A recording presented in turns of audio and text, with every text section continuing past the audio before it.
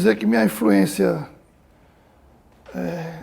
nordestina, sertaneja, vamos dizer assim, veio do meu nome e do meu sobrenome, né? Aqui em casa, papai, nos 6 filhos dele, todos foram em homenagem a pessoas que eram caras a ele, né? Tios, tias. No meu caso, Manuel era o nome de um tio-avô meu, tio do meu pai. Ele se chamava Manuel Dantas Vilar. E aí, no meu caso aqui, ele botou o nome dele completo no meu nome, acrescentando o Suassuna do meu avô, né? Então, meu nome ficou Manuel Dantas Vilar Suassuna. Eu não tenho no meu nome o sobrenome da minha mãe. E isso me causou indagar, né? Por que isso? Porque quem era essa pessoa? Né? Então, eu acho que esses 3 sobrenomes sertanejos me aproximou do sertão. Então, numa primeira viagem eu fui conhecer esse meu tio Dantas, e a gente foi andar a cavalo pelo sertão, e ele me mostrando as coisas do sertão. Então, e depois, posterior a isso, eu já um pouco mais adulto, eu resolvi passar uma temporada lá no sertão. Morei lá na fazenda Carnaúba, em Itaperuá, como criador de cabra. E foi lá onde eu despertei para a pintura, né? Eu comecei a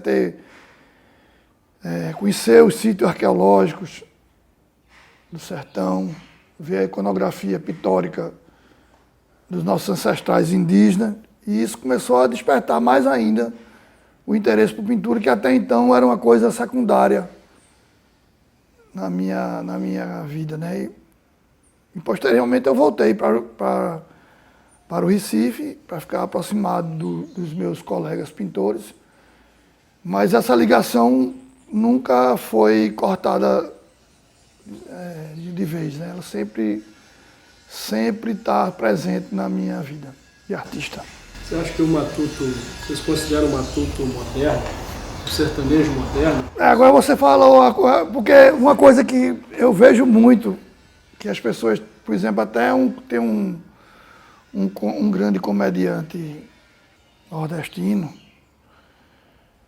que não sei se ele sabe, mas o matuto, ele é da Zona da Mata. Nós, quer dizer, eu sou matuto, porque eu não sou nem da Zona da Mata, eu sou do litoral, eu não sei nem como é que se chama. Eu sou do urbano, né? Do recifense urbano. Mas o matuto, ele é da Zona da Mata, é o da mata, entendeu? Aí o sertanejo é o do sertão e o agrestino é do agreste. Eu me considero um recifense de Pernambuco que gosta do sertão, ligado pelo sertão por linhas ancestrais, né? Meu trisavô já era sertanejo, meu trisavô paterno, né? Então eu tenho essa ligação forte com o sertão.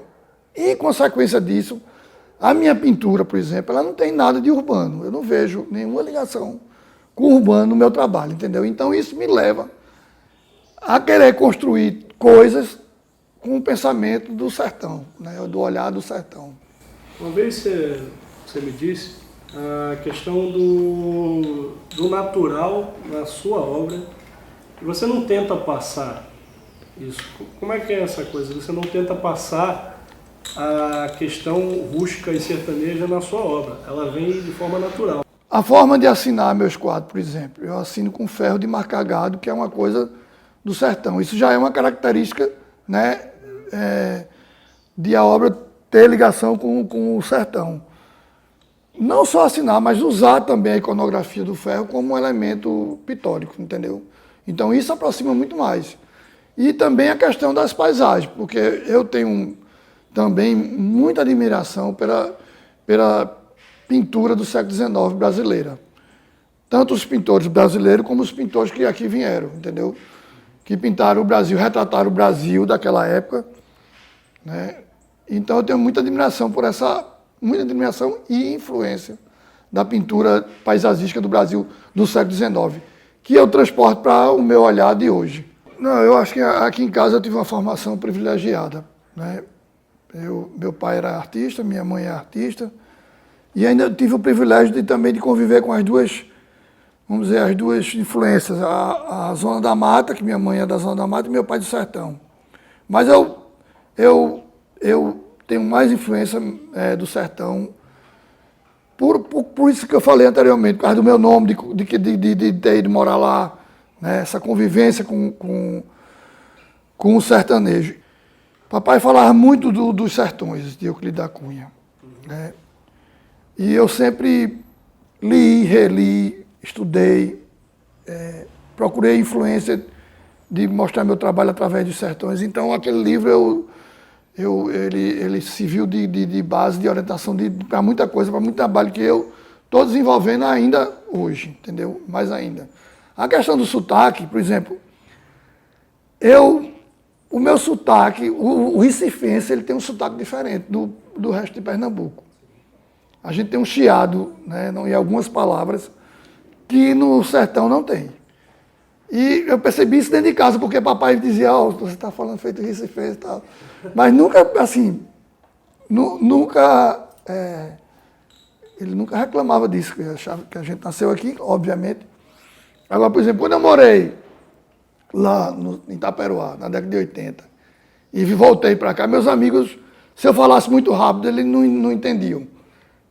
De tão carregado que estava meu sotaque da época de lá. Hoje em dia tem menos, eu tenho menos sotaque paraibano, vamos dizer, porque a minha influência de sertão é Paraíba, porque minha família paterna é paraibana, né? Então eu convivi mais com o sertão hoje paraibano do que com o pernambucano. Hoje tem mais, hoje eu ando pelo sertão da Bahia, sertão de Pernambuco, de Alagoas, do Rio Grande do Norte, então já vejo, mas vejo muita diferença de sotaque totalmente. Cada um tem seu linguajar, né? O sertanejo do Ceará tem uma forma de falar. Você acha que o movimento armorial, que é o movimento armorial fundado, idealizado pelo seu pai, e quando ainda na secretaria, ele trouxe esse movimento e teve música, dança. Poesia, então forma cultural muito forte. Isso. Então você acha que isso foi de certa forma uma fortaleza, onde um baú que fosse agregado e guardado e houvesse uma defesa da cultura pernambucana? Você usou a palavra certíssima, fortaleza. Uma fortaleza em forma de arte, né? Marcos, como a gente chama o marco que se cria de uma criação de uma obra. E papai buscava exatamente isso, né? De uma forma de fortalecer a nossa cultura em detrimento das outras, né? Porque o que viesse de fora aí já não ia nos massacrar. E o que vinha de fora, seu pai, o Ariano Suassuna, ele defendia muito a cultura pernambucana, a cultura nordestina, propriamente dito, paraibana, enfim. E ele era muito contra a influência do que vem de fora. O que vinha de ruim de fora, né? De ruim de fora. O de ruim que vinha de fora. Exatamente. Não era contra as coisas boas, né? Tanto é que ele recebeu influência de Cervantes, né?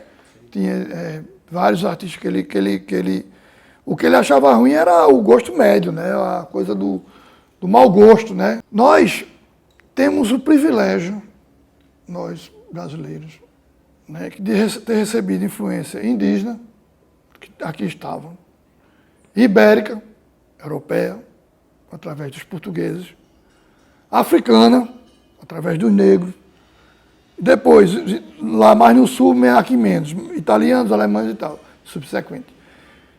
Precisa buscar influência lá fora? Não precisa, rapaz, você tem tudo, está aqui. Se você quiser estudar a música africana, você tem aqui. Se você quiser estudar a pintura africana, tem aqui, entendeu? A influência da música indígena tem aqui, a árabe tem aqui através dos portugueses. Então, acho que não é desnecessário. É desnecessário buscar lá fora. Mas você acha que sofre algum risco? Ainda sofre algum risco? Eu acho. Eu vejo pelo lado, principalmente da música. Eu acho que a música é a forma mais fácil, porque a música também é a que mais abrange mais gente, eu acho, que é a que chega mais diretamente às pessoas. Né? Então eu acho que ainda precisa de um trabalho bastante forte, porque a música ela, tem muita coisa vulgar, muita vulgaridade e de mau gosto. De mau gosto. É. Que o que fortalece muito a cultura nordestina, o sotaque nordestino, as raízes, é a verdade que é passada. Então, tanto no sotaque, na cultura, em toda essa gama nordestina, a gente tem uma verdade muito grande passada. Uhum. E nas suas artes, o que me passa quando eu olho para as suas artes, me remete àquelas casas de taipa, as cores, esse sentido de tudo isso. Você acha que a sua arte hoje passa essa verdade para quem assiste ela? Eu não sei se passa, mas o que eu tento fazer, sim. Né? Eu sou um artista nordestino, brasileiro nordestino, né? Interessado nas coisas do Nordeste, nas histórias do Nordeste, na iconografia nordestina. O meu interesse é o Brasil. Eu não, assim, obviamente, se eu for convidado para mostrar meu trabalho fora, eu vou, mas a princípio eu penso no Brasil e nos brasileiros, entendeu? E o que eu quero é interiorizar minha arte, interiorizar dentro do Brasil, fazer coisas relacionadas ao Brasil para os brasileiros. É isso que me interessa. Por exemplo, agora mesmo estou fazendo um trabalho sobre Antônio Conselheiro, porque Antônio Conselheiro, a gente conhece o Antônio Conselheiro através da Guerra de Canudos. Né? E eu, com as leituras dos Sertões e de outros livros sobre o tema, eu descobri que Antônio Conselheiro ele fez 25 obras, entre igrejas, estradas, açudes, cemitérios, e tem catalogado 23. Então, eu tento com esse trabalho fazer uma reflexão do Brasil daquela época, né, de Canudos, um Brasil que foi destruído pela guerra, com esse Brasil atual nosso. Né? Porque você vê como é que um aglomerado urbano se chama favela, que é o nome de uma planta sertaneja. Né? Aí, como é que é isso? Então, porque o morro que os soldados ficavam atacando, Canudos, de cima para baixo, Canudos lá embaixo e artilharia aqui em cima, se chamava Morro da Favela. E quando acabou a guerra, os soldados foram para o Rio de Janeiro. Você vê que história incrível. Foram para o Rio de Janeiro, acamparam no Morro da Providência, onde embaixo era o morro, onde era o Ministério da Defesa, para pedir o soldo que estava sendo devido. E dali virou um aglomerado de gente, começou a morar gente ali, virou o Morro da Favela. Você, o Nelson danado, o Nelson da Bahia, repercutiu, né, no Rio de Janeiro, no Brasil todo, e virou sinônimo de um aglomerado urbano. Fantástico. Uma dúvida que eu tenho, que eu acho uma dúvida de muita gente. Isso é um carro, hein?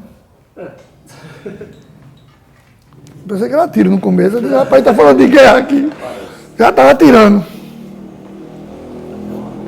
De onde veio esse nome? De onde veio esse nome do ateliê que eu achei... Cabeça de cabra? Cabeça de cabra. Foi. Eu tenho um ateliê aqui no Recife, né? E quando foi em 2006, eu fui, junto com o Luiz Fernando Carvalho, a gente foi para lá porque ele ia começar a adaptação da Pedra do Reino para a televisão. E eu fui junto com ele. Nós passamos um mês lá, ele estudando a Pedra do Reino, e eu levei umas telas e comecei a pintar, né? Eu já tinha morado lá em Itaperuá na década de 80. E nesse período, eu comecei a dizer, mas rapaz, eu preciso voltar para cá, porque o meu lugar de pintar é aqui. Eu estando aqui, porque muda o seu sentimento. O tipo de música que você ouve lá é diferente do que você ouve aqui. O tempo é outro tempo. O tempo, você está lá só, quando eu vou só, então eu fico só mergulhado naquilo, estudando o que eu quero, fazendo o que eu quero. Então, o tempo muda, então, consequentemente, seu trabalho muda, que é feito de razão, mas também de sentimentos não racionais, do coração. E aí, quando terminou o período de que Luiz começou a escrever, depois chegaram mais 2 escritores, Luiz Abreu e Braulio Tavares, eu fiz uma exposição para a chegada de papai e mamãe lá. Eles chegaram e eu recebi com a exposição. Todos os quadros pintados para Ariano em cima da Pedra do Reino. E aí, depois que passou o período das filmagens e tudo, eu digo, mas rapaz, eu tenho que começar a voltar aqui e criar uma oficina de trabalho aqui. E aí batizei para localizar regionalmente, aí eu botei o nome Cabeça de Bode. E toda vez que eu me referia ao nome, papai, eu notava que ele nem achava bom nem ruim, ele não ficava calado, eu digo, mas aí um dia Dantinhas, meu primo que mora lá em Itaperuá, disse, tia Ariano, o que é que achou do nome? Ele disse, rapaz, não gostei não, desse nome não. Não me revelou a Dantas. Aí Dantas foi e me disse, aí eu fui a ele, eu digo, mas você não gostou do nome, você não quis dizer? Ele disse, não, você tinha batizado, eu não queria interferir. Eu digo, não, vamos mudar agora, você não gostou, não gostando, eu também não gosto não. Aí ele que batizou com esse nome, Cabeça de Cabro, porque é uma palavra do espanhol antigo, do português, do espanhol não, desculpe, do português arcaico, entendeu? Aí Cabeça de Cabro. Aí eu achei uma maravilha, porque ele, inclusive era diferente, a sonoridade, tudo. Porque você vê essa coisa do sotaque também. Papai um dia chegou para mim e disse, olha, você sabe que eu, através de Camões, descobri que o português que nós falamos no Nordeste e no Brasil é o português antigo.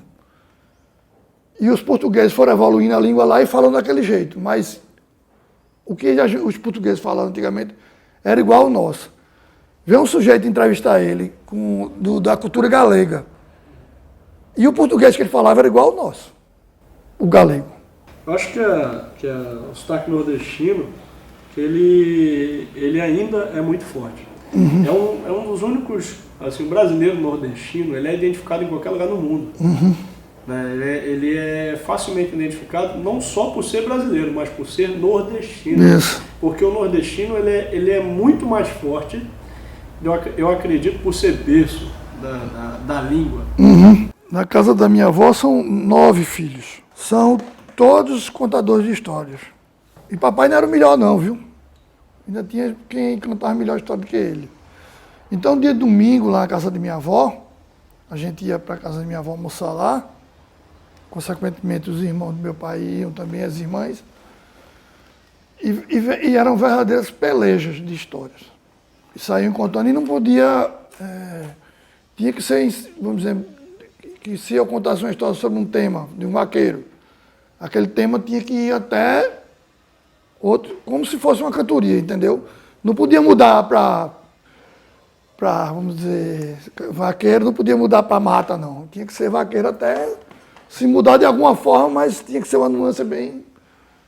Passava de um para o outro? Era. Um contando, aí eu contava uma história sobre vaqueiro, você contava outra, e assim ia sucessivamente, para ver quem fazia mais graça.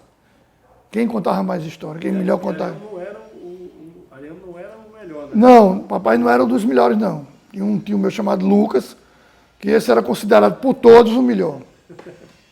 Lucas Suassuna. Sobreviveu? Como ele conseguiu sobreviver todo esse... É exatamente por isso que eu falei. Eu acho, pelos que ficaram no Nordeste, e pela tradição oral, de contador de histórias, de cordelista, de violeiros. Eu acho que isso foi que fez uma casta de preservação da língua. Seu pai trouxe esse resgate de instrumentos para cá e de querer trazer o que é nordestino à tona, para trazer justamente o Nordeste que o nordestino não conhecia. Papai defendia o Brasil para os brasileiros, como diz a rabeca, né, que eram... E na época foi considerado uma revolução musical, né? O Quinteto Armorial, em 70, 72, quando ele surgiu, ele foi considerado uma revolução musical, por conta exatamente disso, né? Tem uma história do quinteto, que hoje se chama o Quinteto da Paraíba, que ele se chamava Quinteto Ravel. E eles foram para um festival de música no Chile, se eu não estou enganado, de quartetos e quintetos. E chegando lá, tocaram a música armorial. E os músicos russos ficaram impressionados com a qualidade da música e a novidade, que nunca tinham ouvido. Mas aí fizeram um raciocínio: Ravel, com esse tipo de música, não está combinando, não tá. Aí arrumaram um intérprete que falava português e russo, para saber, trocar ideias com os meninos lá do Quinteto Ravel, que depois virou Quinteto da Paraíba, batizado justamente por papai. Para você ver, né? Chamou a atenção da onde? Dos músicos russos que trabalham justamente com a música local para fazer uma música erudita, né? E depois eles gravaram um disco com o produtor do grupo russo. O primeiro disco do Quinteto da Paraíba foi feito na Inglaterra, produzido por esse pessoal. Então é isso.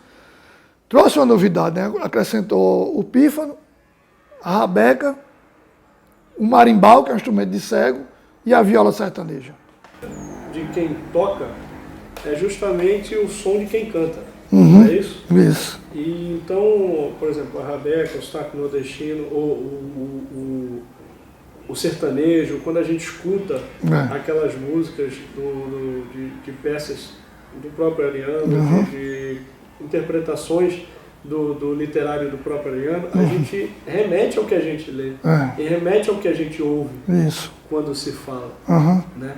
Então, você acredita que esses instrumentos, eles passam essa sonoridade? Porque eu, um cidadão urbano, tenho tanta influência do sertão.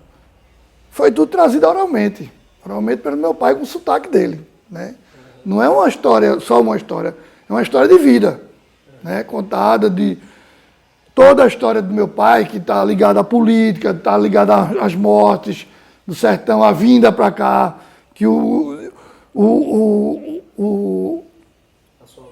a minha avó, mas aqui se representava o exílio e lá o reino, entendeu? Então isso ficou passado de a gente voltar para lá, esse sentimento de volta, né, das origens, da ancestralidade, né? As questões das marcas de gado, que veio do meu trisavô. Então, tudo isso são histórias do sotaque, né? Que o sotaque tem a ver com isso, mas não uma história só. Tem, obviamente deve ter, mas eu não estou lembrado aqui agora. Fantástico. Eu acredito que você seja uma peça fundamental para a cultura nordestina, para o sotaque nordestino. Eu te agradeço muito. Obrigado. Essa conversa que a gente está tendo aqui e essa entrevista que você me cedeu, para mim é importantíssimo. E eu desejo sucesso para você e para os seus trabalhos. Obrigado. Né? Espero que você continue retratando essa cultura e que eu possa ver muitas obras suas aqui para frente. Tá certo. Obrigado. Eu que fico agradecido e tomara que